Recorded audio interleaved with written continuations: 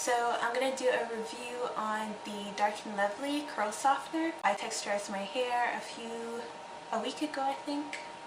And I'm just going to show you guys my experience with it and my pros and cons of texlax hair. Well, first of all, I went to Kohl's to buy myself a S-curl, a kind of blowout kit.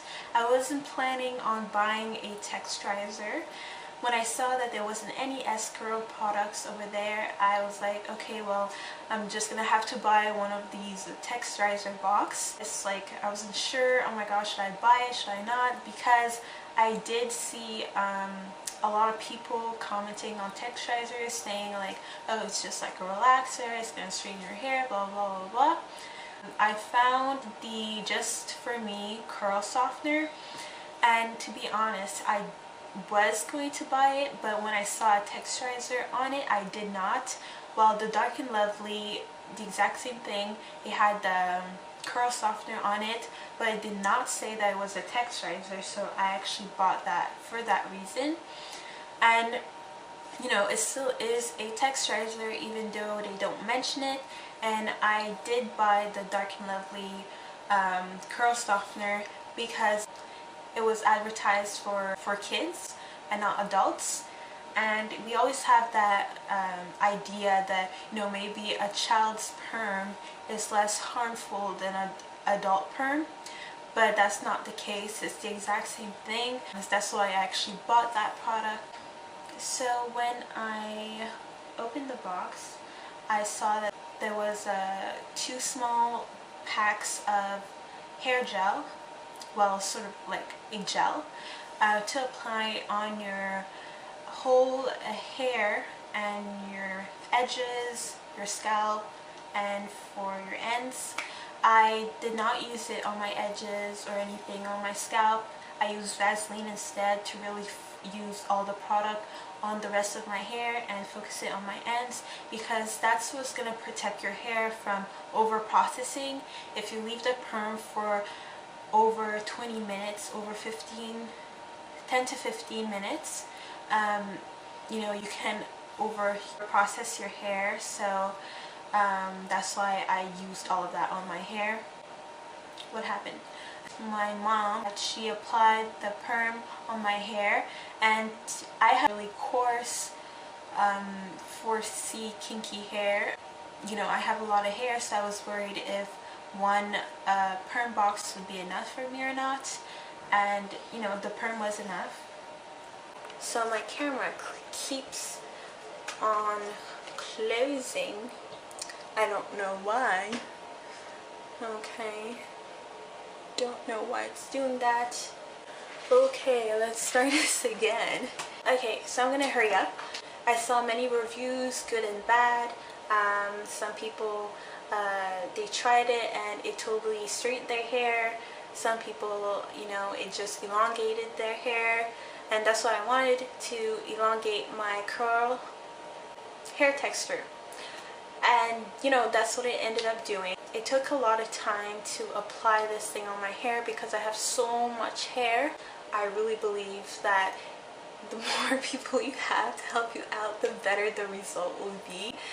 And you know, those people can watch your hair texture change it and tell you, like, you know, it's already changing, it's already pretty loose, let's wash it out right now. So I really feel like if you have a lot of hair like me, definitely get someone to help you out. And when you're going to wash it, you want to immediately start applying the shampoo on your hair, and you know, to get rid of all that texturizer, because if you leave it in, if you just rinse your hair, you didn't apply the shampoo yet, it's still gonna change your hair texture. So immediately apply the shampoo, get rid of all the pink foam.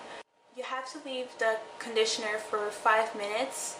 I recommend you to leave it for 5 minutes. After that, at the end, you can do your own protein treatment or conditioning thing. You can do that. My hair did feel a lot dry, and that's because I did leave the conditioner for a bit too long. I ran out of shampoo, and I felt like, you know, maybe there's still some texturizer in there, so I did use my own shampoo, which is not so good. it's not so good. The other thing is that your hair will feel weaker. That's just normal. Your hair does feel weaker after texturizing, and that's something you should expect. So if you don't want your hair to feel weaker, then you probably shouldn't do this. You probably should do a henna treatment, a baking soda treatment, a caramel treatment, the max hydration thing, to get a softer hair texture, more elongated hair texture. You know, no need to texturize to get those results. But when you get a texturizer, it's permanent. You know, you permanently altered your hair texture. So it did elongate my hair. It did make my curl pop more. It looks a bit, when it's wet, it does look a bit like a 4A, 4B hair type. Yeah, that's pretty much it. I got pretty good results.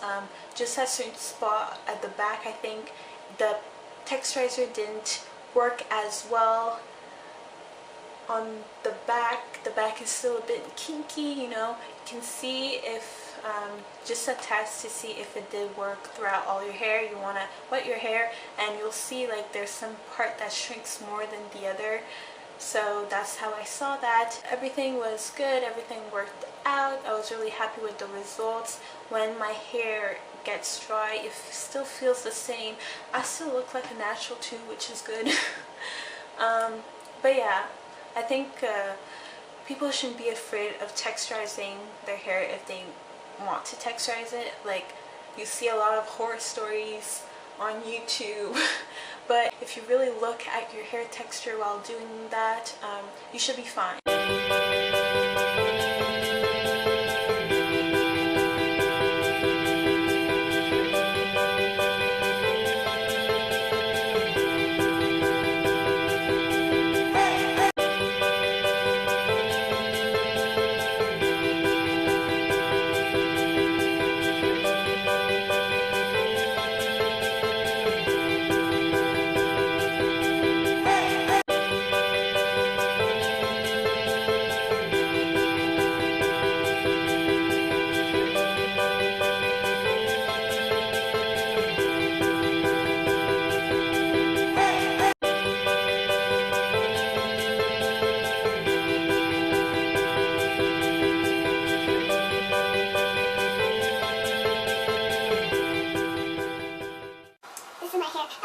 this for 3 years.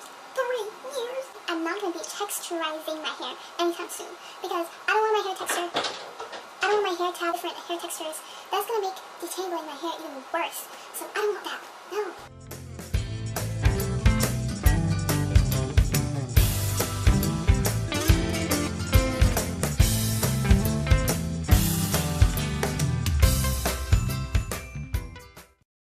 If you have any question for me, please comment down below, like, and subscribe.